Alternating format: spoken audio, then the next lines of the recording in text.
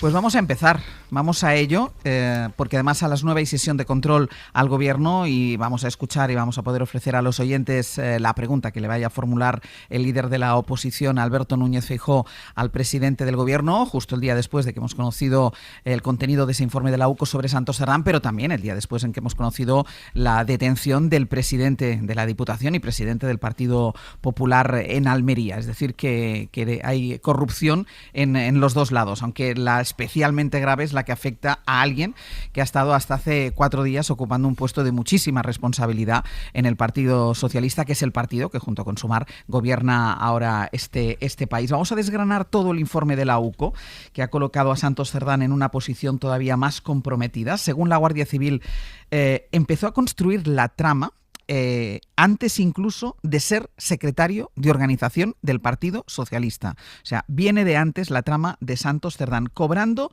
comisiones.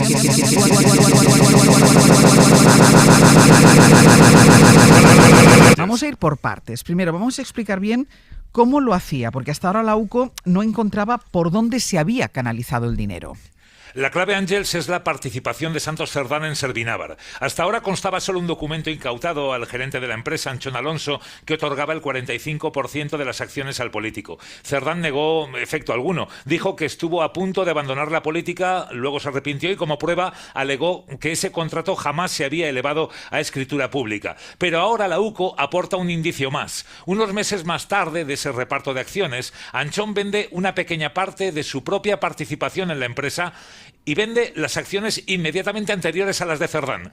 Anchón vende de su propia parte, porque la de Cerdán era del secretario de organización, ya tenía dueño. Todo arranca, Ángels, en Navarra con un acuerdo de colaboración entre Acciona y Servinávar en 2015. Las empresas obtienen adjudicaciones a las que concurren en forma de UTE en la comunidad foral. Con la llegada del PSOE al gobierno, Santos Cerdán coloca a Koldo García en principio como conductor de Ábalos. Koldo tiene una relación de sumisión con Cerdán, sabe que le debe todo y se refleja su subordinación en los WhatsApps, cómo le presiona a Cerdán, cómo le dice a la orden jefe, y la trama salta al Ministerio de Transportes. A cambio de supuestas mordidas para Ábalos y Koldo, se amañan contratos para Acciona en Logroño, Sevilla o San Feliu de Llobregat.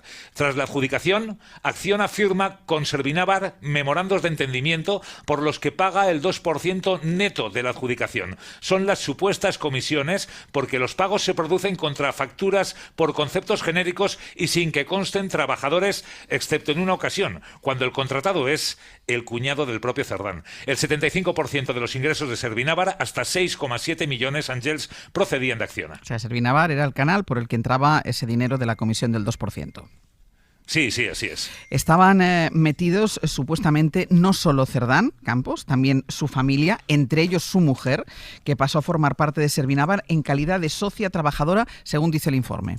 Sí, todo el entorno familiar se benefició de la situación. La mujer, la hermana y el cuñado fueron contratados por la empresa o por cooperativas cuyo principal cliente era la propia empresa Servinávar. Cerdán y su familia dispusieron de tarjeta de crédito de Servinávar hasta el día antes de la detención de Koldo para compras, comidas, viajes y vacaciones en Ibiza o Tenerife. Constan los WhatsApps entre Anchón Alonso y su mujer Carmele, en los que se quejan de que Santos y su mujer están dando la nota con los gastos de la tarjeta de empresa. A la Paqui la conocen todas las vendedoras de El Corte Inglés. Y un día sí y otro no, restaurantes. Ya les vale, es lo que llegan a escribir entre ellos. Servinávar también pagó 2 alquileres a Santos Cerdán. El primer piso cuando llegó a Madrid en 2017 y el segundo más espacioso por un total de 44.000 euros cuando yo fue secretario de organización. También lo amuebló. Los indicios y pruebas son contundentes, Ángels, a lo largo de todo el informe. Estamos hablando, Campos, en este caso de Santos Cerdán, pero alrededor siguen estando las figuras de Ábalos y de Koldo, tú mismo lo mencionabas.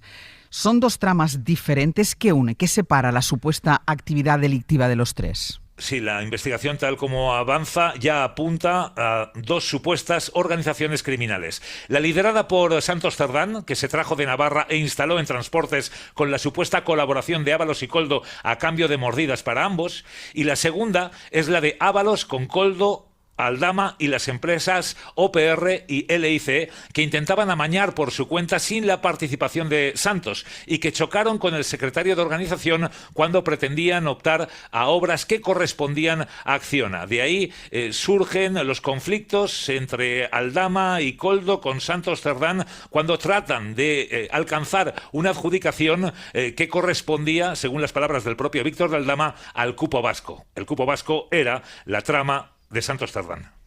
Campos, gracias. A ti, buenos días.